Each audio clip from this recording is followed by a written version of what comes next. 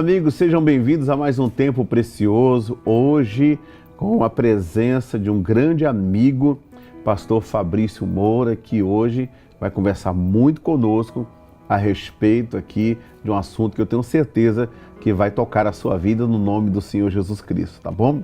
Não saia daí, porque vai ser muito forte aquilo que você vai ouvir aqui nesse programa.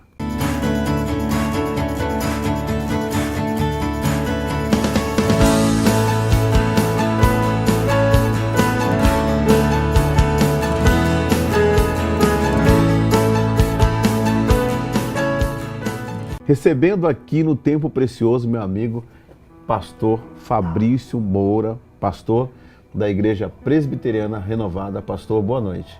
Boa noite, apóstolo, meu querido amigo apóstolo, está com o senhor aqui nesse programa abençoado, para falar um pouquinho mais da palavra de Deus, que é coisa boa, né? E entre nós houve uma sintonia muito forte, né? E a gente está aqui para conversar, para fazer desse momento bem gostoso em que as pessoas possam se aprofundar conosco nas Escrituras. É verdade, eu espero que todos os nossos telespectadores aí se sintam muito abençoados por esse momento que nós estamos aqui compartilhando esse conhecimento e que seja alimento para a sua vida. É isso aí.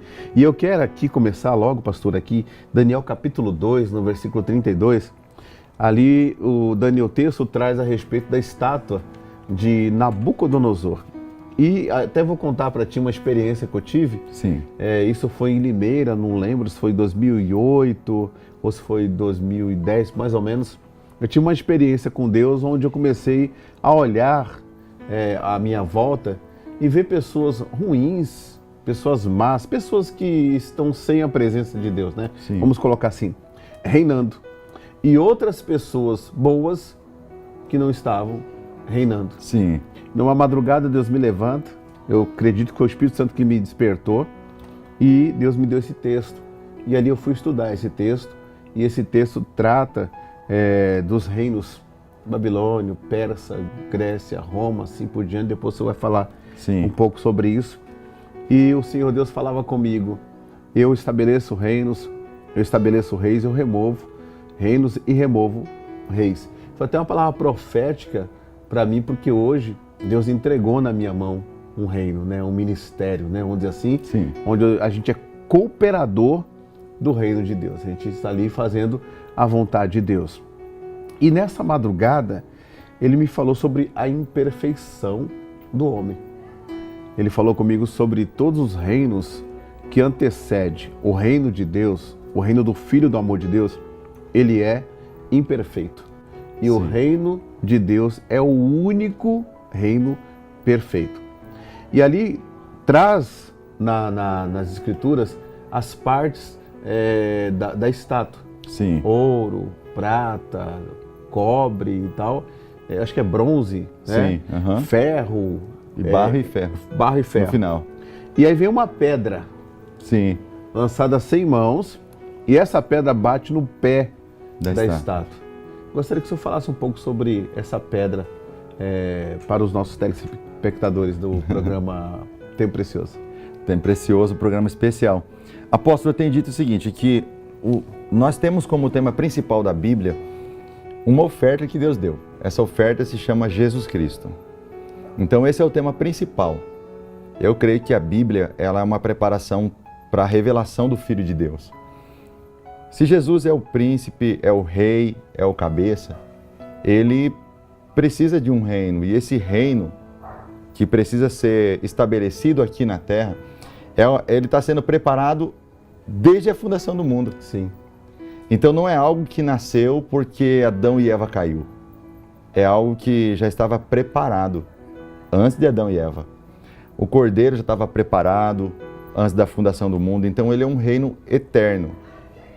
Então, o próprio apóstolo Paulo fala que até antes da fundação do mundo, é muito tempo antes da fundação do mundo. O que Deus deixou foi estipulado um período de tempo onde a humanidade governaria a terra. E esse governo humano, ele deveria ser um governo perfeito. Por que ele deixou de ser perfeito? Justamente por causa da queda. Com a queda de Adão e Eva, que receberam de Deus o comando para poder governar a terra, Deus disse, domine o homem sobre os peixes do mar, o animal, seja ele feroz, seja ele selvagem ou doméstico, seja as aves dos céus. Nós ganhamos o domínio sobre toda a criação. Deus não deu para nós apenas o domínio sobre um reino, o reino mineral. O reino mineral, que é o reino onde está o ouro, a prata, esse reino é de Deus. Ele nunca entregou ao homem, ele apenas entregou ao homem o governo desse reino, no sentido de cuidar para ele. Apenas isso. Mas não que ele deu por herança. Ele não havia dado por herança. Ele disse, minha prata, meu é o ouro. Sim. Mas a terra pertence aos homens. E para governar a terra precisa de alguém que seja homem. Por isso Jesus Cristo, homem. Por isso o cordeiro que estava preparado desde a fundação do mundo. O cordeiro que foi morto antes da fundação do mundo. O primogênito de toda a criação, o primeiro. Não havia ninguém, ele era o cabeça de todas as coisas. E Deus decidiu também não interferir no governo do homem, né? Exatamente. Na verdade... Até por causa do livre-arbítrio e tal. Sim, perfeitamente. É que o homem perdeu a direção do Espírito Santo. Perfeitamente. E aí a carne começou, aí veio as imundícias, veio a ganância, veio a maldade, veio a malícia, veio tudo isso. E aí tirou completamente, como o senhor falou agora, a perfeição do reino. Exatamente. O que nós temos na visão de Deus em relação aos governos é que quando o justo governa, toda a terra celebra. Sim. Quando o ímpio governa, ele não governa, ele oprime. A terra geme. A terra geme.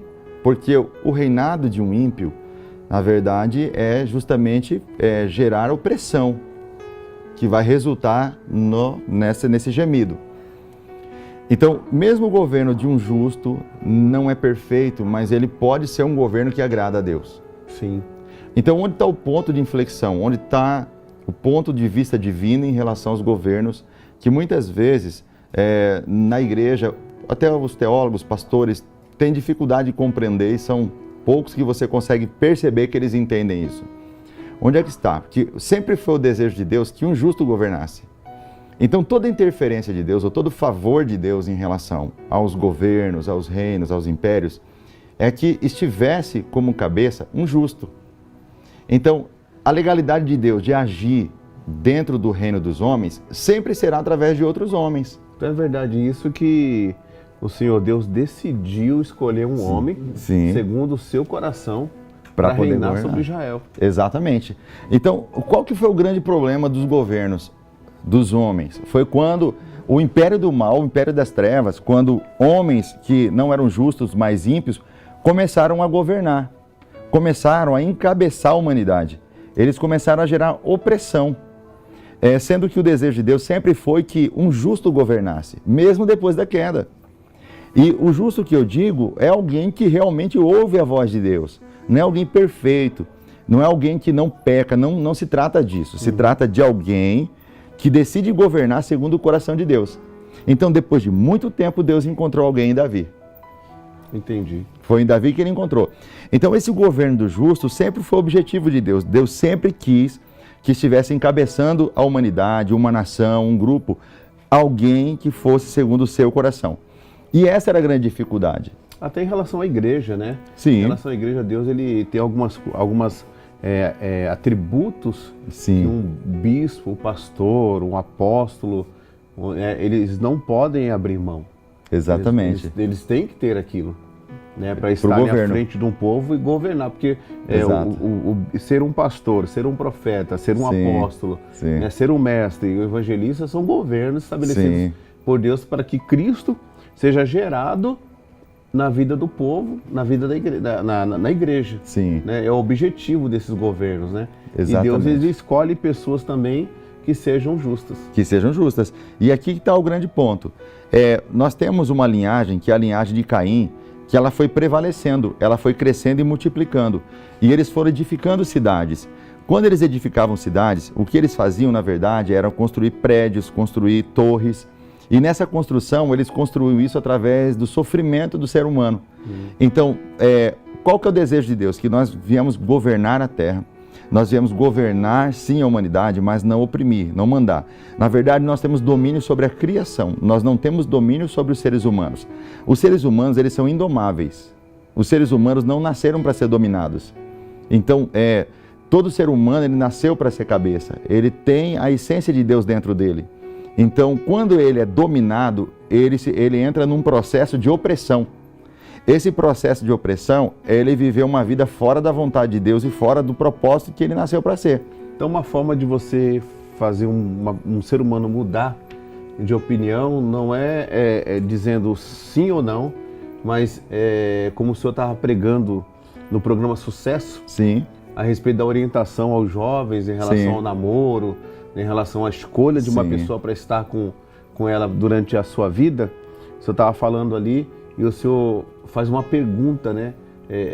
Para que você... Exatamente. Por que essa pessoa? Exatamente. Para que a pessoa possa ali ver o fruto, né? E possa tomar uma decisão. Ou seja, a melhor coisa que tem é fazer então o ser humano pensar, né, pastor? Claro, nós somos seres conscientes, sabemos que pensamos e somos os únicos que conseguem pensar acerca de nós mesmos. Nós raciocinamos em cima do que nós somos, do que nós vivemos, nós cultivamos as nossas histórias. Os animais não fazem isso. Nós possuímos essa capacidade. Nós não podemos menosprezar a capacidade de raciocínio das pessoas. O que acontece é que existem pessoas que elas são governadas pelo império das trevas e existem pessoas que são governadas por um reino de luz. Isso desde Gênesis até Apocalipse. Mesmo antes. Esquerda. Exatamente. Sempre houve direita e Caim e esquerda. Abel, né? Sempre houve Caim e Abel, Jacó e Esaú. O bode ovelha, né? Direita, Bode, esquerda. ovelha, direita, esquerda, joio, trigo, bem ou mal. Sempre Justo e houve. injusto. Trigo, palha. Sempre houve. Sempre Esses houve. governos, Deus entregou na mão dos homens. Os homens têm a oportunidade de fazer o melhor Sim.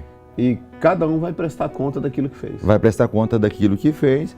E deixou de fazer. Ou deixou de fazer. E no caso do governo, um governo ímpio, o objetivo dele, o único objetivo dele é um governo anti-Deus, anti-Cristo. É fazer completamente o contrário da vontade de Deus. Ele faz isso para poder perseguir tudo que diz o respeito ao nome de Deus, tudo que está ligado a Deus, ele vai perseguir. Então eles são determinados em ir contra Deus. E todos esses governos terão o seu fim até que venha o reino do Filho do amor de Deus. Sim. E aí nesse reino será estabelecida a eternidade nele.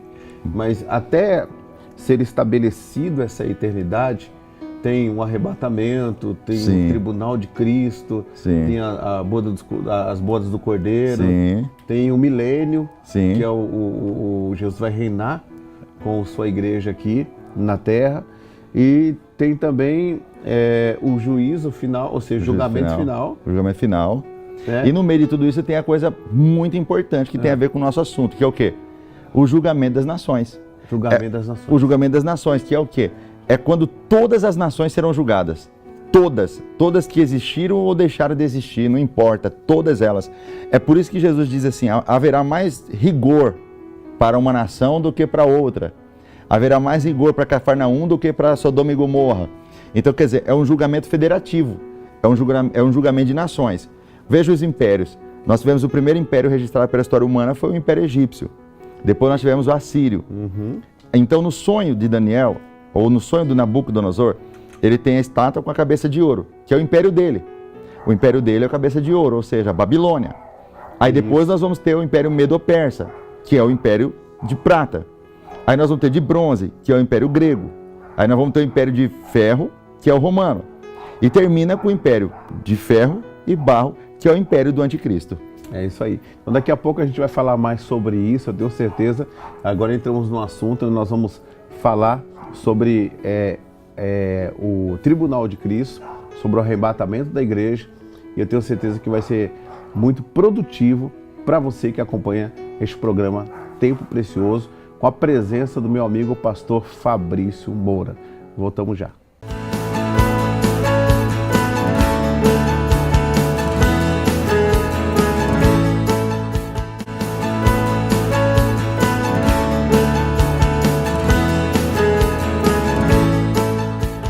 Graças a Deus estamos de volta com este programa especial aqui, final de ano, com meu amigo pastor Fabrício Moura, que vem aqui a brilhantar e passar para nós aquela inteligência espiritual né, passar para nós uma palavra revelada, profunda, da parte de nosso Senhor e Salvador Jesus Cristo. O Espírito Santo usando a vida dele para acrescentar ao nosso coração a revelação da palavra de Deus. E nesse segundo bloco eu quero falar com vocês a respeito do arrebatamento da igreja, a respeito do tribunal de Cristo, falar um pouco sobre esse assunto, né? E eu tenho certeza que vai mexer com você. Todo mundo tem essa curiosidade, pastor. Todo mundo fica assim, curioso quando a gente fala do arrebatamento da igreja. A gente sabe que existem divergências teológicas sobre isso, né? Alguns acreditam, outros não acreditam. Alguns acreditam que Jesus vai voltar 2 vezes, outros não acreditam, enfim. Mas a gente vai passar aquilo que Deus tem nos dado e eu tenho certeza que vai acrescentar na vida dessas pessoas o entendimento, o conhecimento, no nome do Senhor Jesus. Nós vimos até agora sobre os governos. Sim. Né? E os governos todos eles acabarão. Sim. Né? Até que se levante o governo do Filho do amor de Deus, o governo perfeito, que é já a eternidade. Uhum. Né? A igreja, a noiva, vivendo com Cristo no novo céu, numa nova terra, envolvendo aí também a nova Jerusalém, enfim, galardão e tudo isso. Mas até que isso aconteça, né? Como é que se dá o arrebatamento da igreja, na sua opinião? Como é que vai ser o arrebatamento da igreja? O que vai acontecer? E eu queria só lembrar também que quando o senhor falou sobre os governos, né, sobre o julgamento das nações, a base bíblica é Mateus 23... Mateus 24, 25, principalmente 24, 25. Pega um pouquinho do 23, do 26, mas 24 e 25 é fantástico. Olha aí, tá vendo? Se você quiser tirar ali, estudar sobre isso, você pode até 23, 24, 25. 25 fala do justo e injusto, tive fome, me deste de comer. A separação do bode da ovelha. Também tem ali a parábola das 10 virgens, né? Das 10 virgens, tem a parábola, aquelas parábolas todas que vão referir justamente sobre a vinda do Senhor e aqueles que vão estar atentos, né? A vigilância. Todas elas vão trazer atenção para a gente da vigilância. Se tem uma coisa que Jesus mandou fazer foi vigiar. Né? Vigiar. Vigiar e orar para que não entreis Exatamente. Em tentação, né? Não sabeis a hora nem o dia em que o Senhor virá como, né? Como um ladrão. Exatamente. E vai pegar muita gente de surpresa. Sim. Por falta de vigilância. Quer dizer, a Bíblia avisa tudo, né, pastor? Tudo, e os profetas já avisavam. Se nós lermos também Zacarias, profeta Zacarias capítulo 12, capítulo 13, capítulo 14, o profeta Joel no seu último capítulo, o profeta Malaquias no seu último capítulo, todos eles estão se referindo ao julgamento das nações. Se nós lermos Isaías, o livro de Isaías, quando nós vamos lá no capítulo 14, nós vamos Ezequiel 28, julgamento das nações. Desde os profetas maiores aos menores, eles estão passando para nós o julgamento das nações. Vai ser o momento em que a grande meretriz vai cair. Então você vai se lembrar, logicamente, de quem? De Apocalipse. Uhum. Caiu a grande Babilônia, aquela que prostituía as nações, julgamento das nações. É verdade. E ela vai cair, Ela vai cair, e são impérios que anti-Deus, impérios anti-Cristo, impérios e não governos de justos. Eles vão todos cair por terra e vão dar espaço para o reino eterno, o reino dos céus, o reino de Deus, o reino de Cristo, que vai ser estabelecido aqui na terra, e ele vai destruir todos esses impérios que se levantaram desde o princípio com o único propósito, ser contra Deus. E sobre Jesus voltar repentinamente, né? Uhum. De repente, o rapto. É o rápido, piscar de olhos. Isso. Né? Então, como que o senhor vê assim, a ideia do arrebatamento? Vai ser isso mesmo? A pessoa está dirigindo, de repente um é tomado, outro é deixado, o avião está lá, um é tomado, outro é deixado, vai virar um caos. Né? É dessa forma mesmo que o senhor vê o arrebatamento? Apóstolo, nós temos um pouco de confusão em relação a isso por conta de que as profecias da segunda vinda e as profecias do arrebatamento, elas são muito similares. Então é muito comum nós vermos estudiosos, teólogos, citando textos do arrebatamento no lugar de textos da segunda vinda e vice-versa.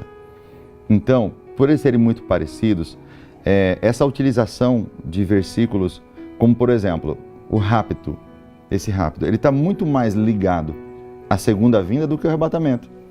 Por exemplo, um será tomado, o outro será deixado, não tem nada a ver com o arrebatamento. Está completamente ligado a Mateus 24, 25, em relação à segunda vinda. Esse rapto não é um rapto para levar para o céu, é um rapto para levar as pessoas para Jerusalém, onde elas serão julgadas, onde haverá separação do bode da ovelha. Então ele vai pôr à sua direita as ovelhas e à sua esquerda os bodes. E ele vai convidar essas ovelhas para o reino eterno. Vinde bendito do meu Pai para o reino que vos está preparado desde a fundação do mundo. E para o outro ele diz o quê? Apartai-vos de mim, eu não vos conheço, lá fora só há trevas e ranger de dentes. E essa trevas e ranger de dentes é confundida muitas vezes com o inferno, com o lago de fogo e enxofre, e não tem nada a ver. Essa trevas e ranger de dentes será no milênio? Então? Será no milênio, quando Cristo vai estar reinando e essas pessoas que são lançadas lá fora, das trevas exteriores, elas estão lançadas fora dos muros do reino de Cristo. Então elas vão viver fora do reino. Então lá fora a vida vai ser uma vida de trevas e de ranger de dentes. Ou seja, onde eles não terão energia elétrica, eles não vão ter nenhum tipo de assistência, eles vão escolher viver o estilo de vida deles. E fora da vontade de Deus, e fora do reino. Como se estivesse vivendo assim, morando em bueiros, é isso aí? Eles vão viver em cavernas, eles vão habitar em buracos, em esgotos. É a escolha de vida deles. Isso, você está falando do milênio. Do milênio, aqui na Terra, isso é aqui na Terra. Já aconteceu o tribunal? Já aconteceu o tribunal de Cristo, porque o tribunal de Cristo, aí nós vamos para o arrebatamento. O arrebatamento é quando Cristo vai livrar a sua igreja das dores. O que é salvação? A salvação muitas vezes, e é uma coisa até difícil de falar, apóstolo, e com certeza quem está do outro lado aí pode até levar um choque. Você aprendeu que salvação é livrar você do inferno. E salvação é mais do que isso. Salvação é livrar você da ira de Deus. Então, quando você é salvo, você é livre da ira de Deus. O que é ser livre da ira de Deus? É ser livre do dia da ira de Deus. E qual é o dia da ira de Deus? Lá em Isaías 61, o dia da vingança. O dia da vingança. E qual é esse dia? A grande tribulação. O propósito de Deus, o propósito de Cristo Jesus é nos livrar do dia da ira de Deus, o dia da vingança. O dia que ele vai pisar o lagar do furor da ira de Deus, do vinho sem mistura. Sem mistura. É só para ímpio. Então a gente está diante de um Deus, nesse período, de um Deus justo. De um Deus justo e vingador. E vingador. Ele diz, a vingança é minha. Pertence à minha vingança, isso mesmo. Exatamente. Então você... E existem almas que clamam por isso, né? Clamam por isso. Debaixo do altar de Deus. Clamam por... Bem-aventurados são aqueles que têm fome e sede de justiça. Por quê? Porque você que está no hospital agora aí, e você está vendo toda essa injustiça que você está sofrendo, você acha que você não tem um vingador? Você tem um vingador. Ele disse, a vingança é minha, diz o Senhor. Irai-vos, mas não pequei, deixa comigo, eu compro a sua briga. Entendi. Vai ter o dia que ele vai trazer essa vingança. O dia da vingança do Senhor, o dia da ira. Ele quer livrar os justos dela. Tá. Então a gente já está no milênio. Então, Sim. Jesus arrebatou a igreja. Sim. A igreja agora está sendo julgada. Vai lá para o tribunal de Cristo. Sim. Né? O tribunal de Cristo, nós temos como base ali, segunda carta de Paulo aos Coríntios, Capítulo 5, no capítulo 10. 5, versículo 10. Sim. Quando Paulo diz que todos nós iremos comparecer Sim. diante do tribunal de Cristo e todos nós vamos prestar conta daquilo que fizemos no corpo, sendo bem Sim. ou mal. Inclusive, o apóstolo Paulo estará presente lá também. Sim. Essas pessoas que estarão no tribunal de Cristo, esse é o julgamento da igreja, ou seja, Da igreja. salva. Sim, sim, isso mesmo. Só a igreja passa pelo tribunal de Cristo. Nós vamos ter 3 julgamentos na Bíblia. 3. O tribunal de Cristo, o julgamento das nações e o juízo final. São os 3 grandes julgamentos da Bíblia. O tribunal de Cristo, o julgamento das nações e o juízo final, que é o grande trono branco. O tribunal de Cristo só para a noiva, só para a igreja. O julgamento das nações, onde ele vai fazer a separação depois da grande tribulação entre as nações que serviram a Deus ou que temeram a Deus e as nações ímpias, as nações pagãs, as nações que são regidas pela mentalidade da Grande Babilônia, Pastor, a ideologia da Grande Babilônia. esse tribunal de Cristo é muito interessante a gente tratar isso aí, Sim, porque as pessoas que nos acompanham são pessoas que optaram por um canal segmentado, um canal cristão. sim, E isso me preocupa muito quando fala do tribunal de Cristo, porque muitas pessoas que já fizeram algo para Deus, essas pessoas, por algum motivo, elas agora pararam sim. de fazer. Uhum. E pelo que eu estou vendo aí, nós vamos prestar conta, mesmo salvo, daquilo que estamos fazendo e daquilo que nós deixamos de fazer. Né? As pessoas que, claro, sem trazer peso, não só para abrir os olhos, porque o Tribunal de Cristo traz a questão do galardão, então. Sim. Do galardão. Uhum. Né? Essas pessoas que estão, por exemplo, na igreja, essas pessoas que estão nos assistindo agora, e por algum motivo, ou por uma perseguição de liderança, ou por uma perseguição de um irmão, de uma irmã, e essas pessoas pararam, elas travaram, elas não fazem mais nada para Deus, elas não produzem, elas não dão mais fruto por causa dessas situações. Uhum. Essas pessoas, elas não querem se envolver mais com a obra de Deus. E nós sabemos, o apóstolo Paulo fala que nós somos cooperadores de Cristo. Um planta, o outro rega, né? O outro colhe, quem dá o crescimento é Deus. E cada um receberá o galardão segundo o seu trabalho. Sim. Então, essa palavra eu vejo assim como uma mensagem despertadora para trazer essa pessoa de volta para cooperar com o reino de Deus. E muitas pessoas pararam, pastor. Pararam diante de uma oportunidade de enriquecimento espiritual. Porque bem-aventurados sois vós quando foros perseguidos, caluniados, afrontados. Para cada uma dessas perseguições, dessas tribulações, o Senhor Jesus promete uma recompensa. Sim. O que as pessoas precisam entender é que nós somos salvos pela fé. Mas que os nossos galardões, as nossas recompensas virão pelas nossas obras. Isso é interessante.